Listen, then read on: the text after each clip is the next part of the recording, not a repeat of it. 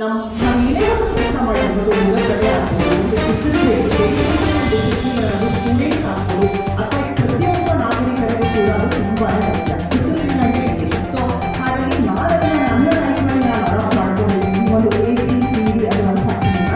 ಹಾಗಾಗಿ ಅದು ನಿಮಗೂ ಕೂಡ ಜೀವನದಲ್ಲಿ ಅಡಾಪ್ಟ್ ಮಾಡ್ಕೊಂಡ್ರೆ ಲೈಫಲ್ಲಿ ಏನು ಬೇಕಾದರೂ ಕೂಡ ನೀವು ಸಾಧನೆ ಮಾಡಿ ಅಚೀವ್ ಮಾಡ್ಬೋದು. ಹಾಗಾಗಿ ಇಲ್ಲಿ ಯಾರ್ಯಾರು ಇವತ್ತು ಇದ್ದೀರಾ, ಈ ಒಂದು ಅದನ್ನು ನೋಡ್ತಾ ಇದ್ದೀರಾ, ತುಂಬ ಸಂತೋಷ ಇದೆ. ನನ್ನ ಕಡೆಯಿಂದ ಹಾರ್ಟಿ ವೆರಿ ಕಂಗ್ರ್ಯಾಚುಲೇಷನ್ಸ್. ಅದೇ ರೀತಿ ಮುಂದಿನ ಮುಂದಿನ ನಿಮ್ಮ ದಿನಗಳ ಅಂದರೆ ಜೀವನದಲ್ಲಿ ಏನು ಆಗಬೇಕಂತಿದ್ದೀರಾ ಸರ್ ಹೇಳ್ಬೋದು. ಸೊ ನಾವು ಪ್ರತಿಯೊಂದು ಕ್ಷೇತ್ರಗಳಲ್ಲಿ ನಾವು ಅವರಿಗೆ ಅದಕ್ಕೆ ಒಂದು ಇಂಟ್ರೆಸ್ಟ್ ಇದ್ದಾಗ ನಾವು ಒಂದು ಇಂಜಿನಿಯರ್ ಆಗಬೇಕು ಅಥವಾ ಡಾಕ್ಟರ್ ಆಗಬೇಕು ಅಥವಾ ಏನೋ ಒಂದು ಅವರೇ ಅದನ್ನು ಒಂದು ಡ್ರೀಮ್ ಇರುತ್ತೆ.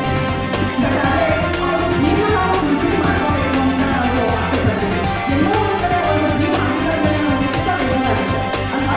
ಸೊ ನಾವು ಏನಾದರೂ ಅನ್ಕೊಂಡು ಆಗಿಲ್ಲ ಅಂತಂದರೆ ನಮ್ಮ ಲೈಫಲ್ಲಿ ಇವತ್ತು ಕೂಡ ನಮ್ಗನ್ಸುತ್ತೆ ನಾನು ಅದಾಗಬೇಕಾಗಿತ್ತು, ನಾನು ಇದಾಗಬೇಕಾಗಿತ್ತು, ಆದರೆ ಎಲ್ಲೋ ಕೂಡ ಏನೋ ಒಂದು ಇದಾಗಬೇಕು ಈ ಒಂದು ಫೀಲ್ಡಿಗೆ ಬಂದ್ವಿ ಅಂತ ಎಷ್ಟೋ ಸತಿ ನಾವು ಮನಸ್ಸಲ್ಲಿ ಅನ್ಕೊಂಡ್ತೀವಿ.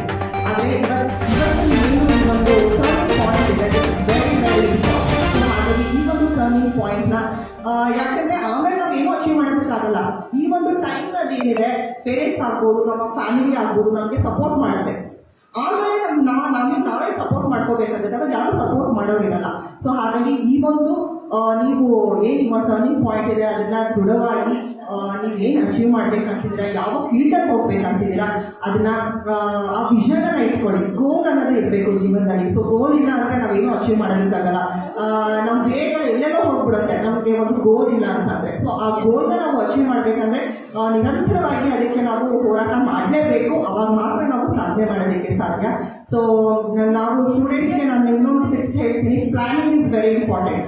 ಸೊ ವಿತೌಟ್ ಪ್ಲಾನಿಂಗ್ ನಾವೇನು ಮಾಡ್ಕೊಳ್ಳೋದಕ್ಕಾಗಲ್ಲ. ಒಂದು ಓದೋದಲ್ಲೇ ಆಗ್ಬೋದು ಅಥವಾ ನಾವು ಬೆಳಗ್ಗೆ ಎದ್ದು ಯಾವ ಟಾಪಿಕ್ಸ್ನ ಓದಬೇಕು, ಮತ್ತು ನಾವು ಹೇಗೆ ಅದನ್ನು ನಾವು ಪ್ರೋಟೋಕಾಲ್ಸ್ನ ಪ್ರಿಪೇರ್ ಮಾಡ್ಕೋಬೇಕು, ಅದನ್ನು ಹೇಗೆ ಇಂಪ್ಲಿಮೆಂಟ್ ಮಾಡಬೇಕು, ಅದೇ ರೀತಿ ಯಾವ ರೀತಿ ಇದು ವ್ಯಾಲ್ಯೂಯೇಟ್ ಮಾಡಬೇಕು, ಇದೆಲ್ಲ ಕೂಡ ನೀವು ಓದಿರ್ತೀರಾ. ಈವನ್ ಅದಕ್ಕೆ ಆದಂತಹ ಒಂದು ಕ್ಲಾಸಸ್ ಕೂಡ ಇರುತ್ತೆ ಅಲ್ಲ, ನಿಮಗೆ ಸ್ಕಿಲ್ ಟ್ರೈನಿಂಗ್ ಪ್ರೋಗ್ರಾಮ್ಸ್ ಎಲ್ಲ ಇರುತ್ತೆ.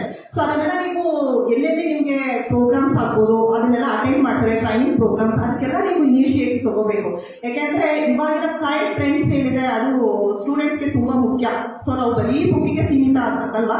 ಈಗ ನಾವು ಬುಕ್ಕಲ್ಲಿ ಏನಿದೆ ಅದು ಮಾತ್ರ ಓದಿದ್ರೆ ನಮಗೆ ಜನರಲ್ ನಾಲೆಡ್ಜ್ ಏನಾಗ್ತದೆ ಮತ್ತು ಔಟ್ಸೈಡ್ ನಮಗೆ ಏನು ಇವಾಗಿನ ಕರೆಂಟ್ ಟ್ರೆಂಡ್ಸ್ ಎಲ್ಲವೂ ನಮಗೆ ಮುಖ್ಯ ಆಗುತ್ತೆ. ಸೊ ಹಾಗಾಗಿ ಯಾವಾಗಾದ್ರೂ ಒಂದು ಸ್ಯಾಟರ್ಡೇ ಸಂಡೇಸ್ ಇವೆಂಟ್ಸ್ ಆಗ್ಬೋದು, ಎಲ್ಲಿ ನಿಮಗೆ ಟ್ರೈನಿಂಗ್ ಪ್ರೋಗ್ರಾಮ್ಸ್ ಇರುತ್ತೆ ಸ್ಟೂಡೆಂಟ್ಸ್ಗೆ, ಅದೆಲ್ಲ ಕೂಡ ನೀವು ಅಪ್ಡೇಟ್ ಆಗಬೇಕು. ಸೊ ಈ ಥರ ನಾನು ಈ ಒಂದು ಟಿಪ್ಸ್ನ ಹೇಳಿದ್ದೀನಿ. ಸೊ ಇದೆಲ್ಲ ನಿಮಗೆ ಯೂಸ್ಫುಲ್ ಆಗುತ್ತೆ, ಅದನ್ನು ಲೈಫಲ್ಲಿ ಅಡಾಪ್ಟ್ ಮಾಡ್ಕೊಳ್ಳಿ.